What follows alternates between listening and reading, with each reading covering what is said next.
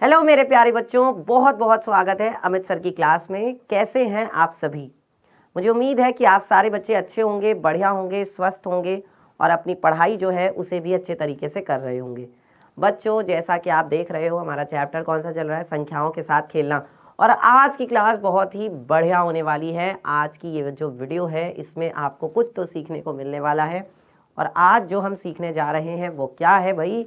आज हम सीखने वाले हैं लघुत्तम समापवर्त्य के बारे में।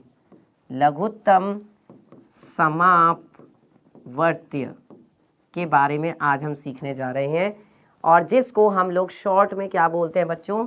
LCM। जिसे हम क्या बोलते हैं बच्चों शॉर्ट में? LCM।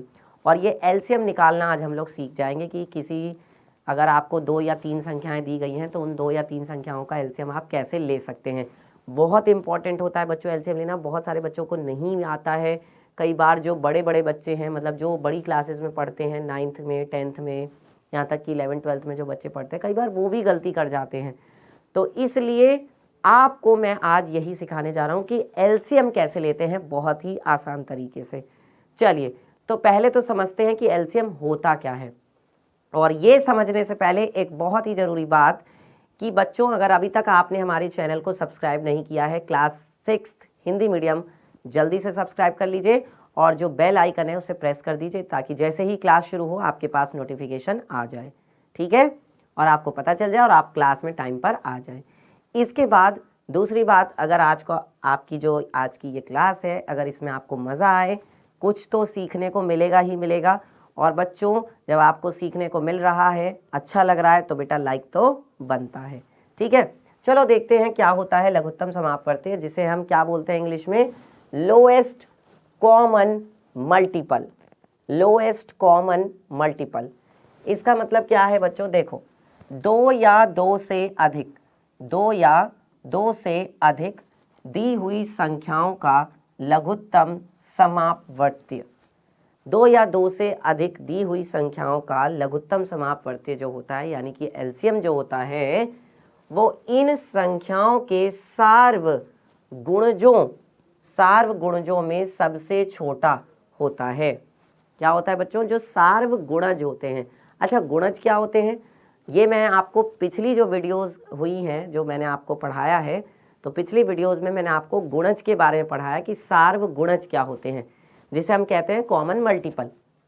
अब जैसे मान लो कि 2 का पहाड़ा है, तो 2 का पहाड़ा क्या होता है? 2, 4, 6, 8, 10, 12, 14, 16, ये होता है 2 का पहाड़ा, और आगे भी चलता जाता है। 3 का पहाड़ा क्या होता है?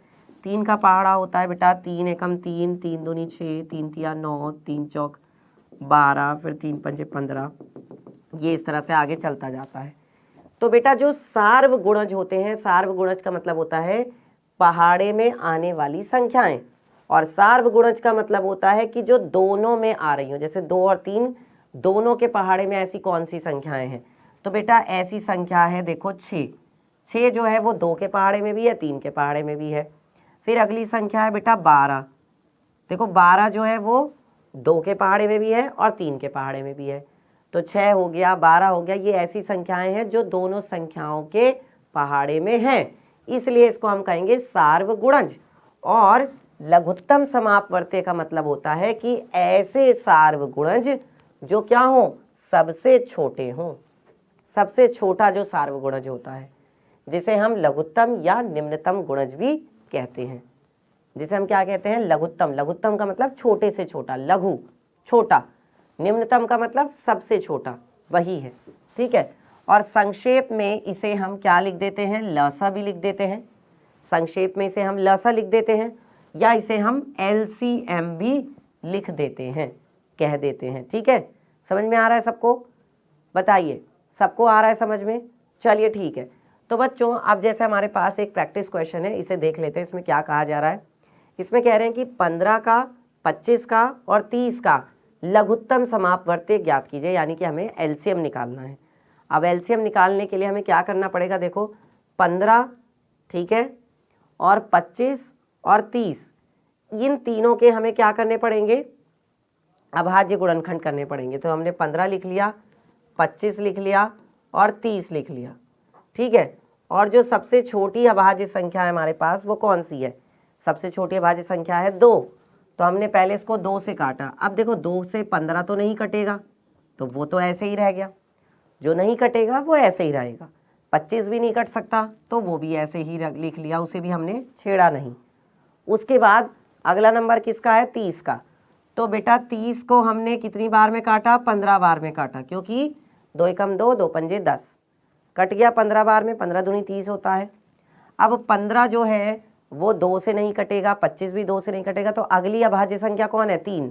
तो हम इसको अब 3 से काटेंगे। तो 3 से क्या आ जाएगा? देखो 3 पंजे 15, फिर 25 तो नहीं कटेगा क्योंकि 25 3 के पहाड़े में नहीं आता, तो वो ऐसे ही लिख दिया। और 15 जो है वो 3 के पहाड़े में 5 बार में आता है, तो 3 पंजे 15 हो गया। ठीक है। इसके बाद आपको क्या करना है? अब देखो 5 और 25 दोनों ही 3 के पहाड़े में नहीं आते, तो अगली अभाज्य संख्या कौन है? अगली अभाज्य संख्या है बेटा 5। अब आप 5 से काटो। 5 एकम 5, 5 पंजे 25 और 5 एकम 5, कट गया।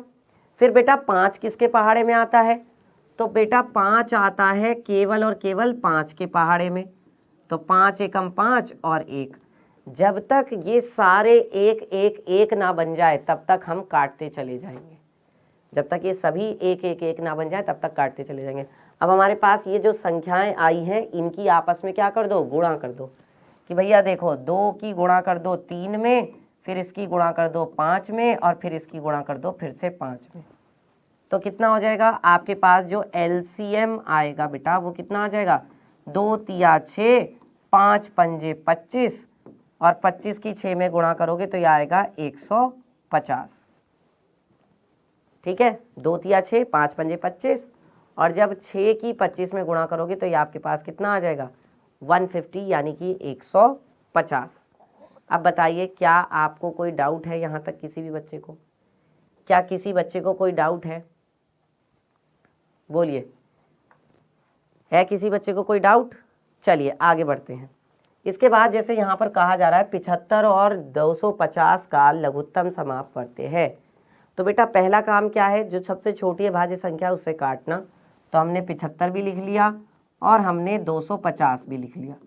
और अब हम क्या करेंगे? इसको 2 से काटेंगे। देखो 2 से 75 तो नहीं कटेगा, 75 तो नहीं कटेगा क्योंकि उसकी इकाई का अंक क्या है? 5, ये नहीं कटेगा।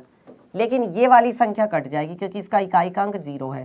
तो ये आ जाएगा आपके पास 125, क्योंकि 2 एकम 2, 2 दूनी 4, बचा 1, 2 पंजे 10।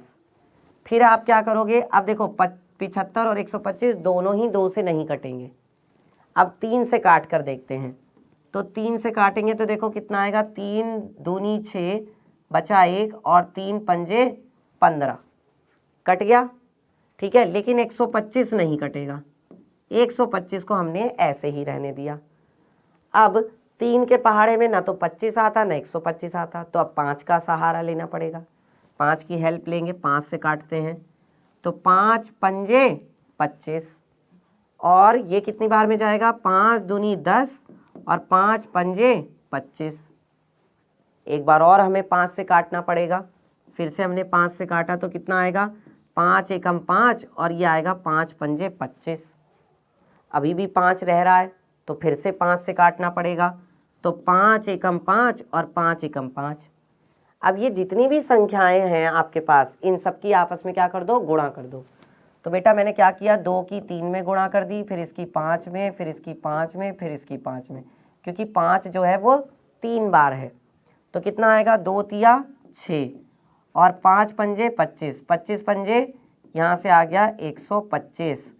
अब इनकी आपस में गुणा कर दो तो कितना हो जाएगा? देखो 6 पंजे 30 की 0, हासिल लगा 3, 6 दूनी 12, 12 और 3 15 का 5, हासिल लगा 1, 6 एकम 6 और 1 7, 750 आ गया। कितना आ गया बेटा आपके पास? ये 750 यानी 750। ये रहा आपका सी विकल्प। ठीक है, समझ में आया सबको? यहाँ तक क्लियर है? कोई डाउट नहीं है? चलिए आगे बढ़ते हैं। इसके बाद एक सवाल और करते हैं बेटा प्रैक्टिस के लिए। देखो इसमें कह रहे हैं 25 और 15 के लसा तथा मसा का अंतर होगा। इससे पिछली वीडियो में मैंने आपको मसा निकालना सिखाया था।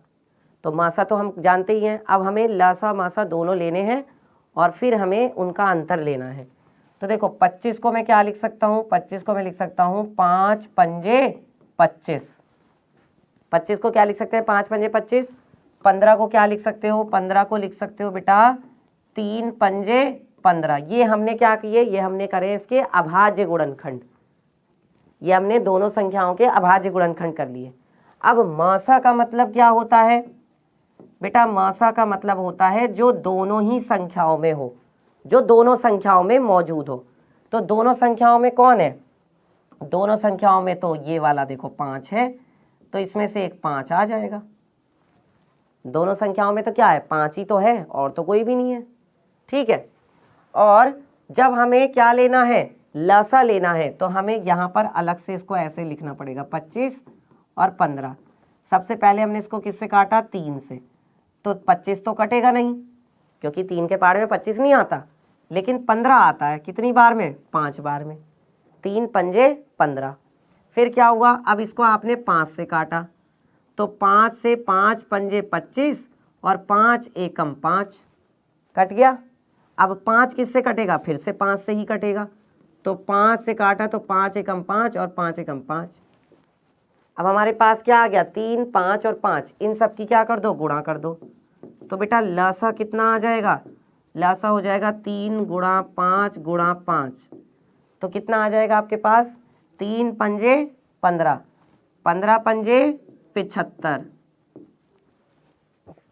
3 पंजे 15 और 15 पंजे 75। उन्होंने पूछा है बेटा अंतर। अंतर का मतलब होता है बड़े में से छोटे वाले को घटाना, जो बड़ा है उसमें से छोटे को घटाओ। तो बड़ा कौन है दोनों में, मासा लासा में बड़ा है लासा, तो लासा यानी 75 में से मासा घटा दो यानी कि 5। ये आपका क्या होगा, अंतर होगा, ये आपका अंतर आएगा। तो कितना आ जाएगा, 75 में से 5 घटाओगे तो 70 आएगा। तो इसलिए आपका ये रहा डी विकल्प सही। ठीक है, आ रहा है सबको समझ में, बताओ बच्चों।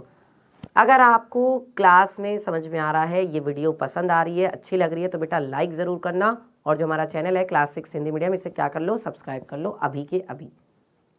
और अपने फ्रेंड्स के साथ, अपने दोस्तों के साथ शेयर करो ताकि उन्हें भी एलसीएम निकालना आ जाए। कितनी आसानी से एलसीएम हम लोग निकाल सकते हैं। ठीक है, चलिए तो आज के लिए बेटा इतना ही, बाकी हम लोग पढ़ेंगे फिर अगली जो वीडियो होगी, अगली जो क्लास होगी उसमें। और आपको जो मैंने बताया कि अगर मज़ा आ रहा है, अच्छा लग रहा है, अमित सर के साथ समझ में आ रहा है चीज़ें, है ना, आसान लग रही हैं, लाइक कर दीजिए। और हमारा जो चैनल है क्लास 6 हिंदी मीडियम, इसे क्या कर लो, सब्सक्राइब कर लो और बेल आइकन प्रेस कर लो। मिलेंगे फिर आपसे नेक्स्ट क्लास में, नेक्स्ट वीडियो में। तब तक take care, tata bye bye.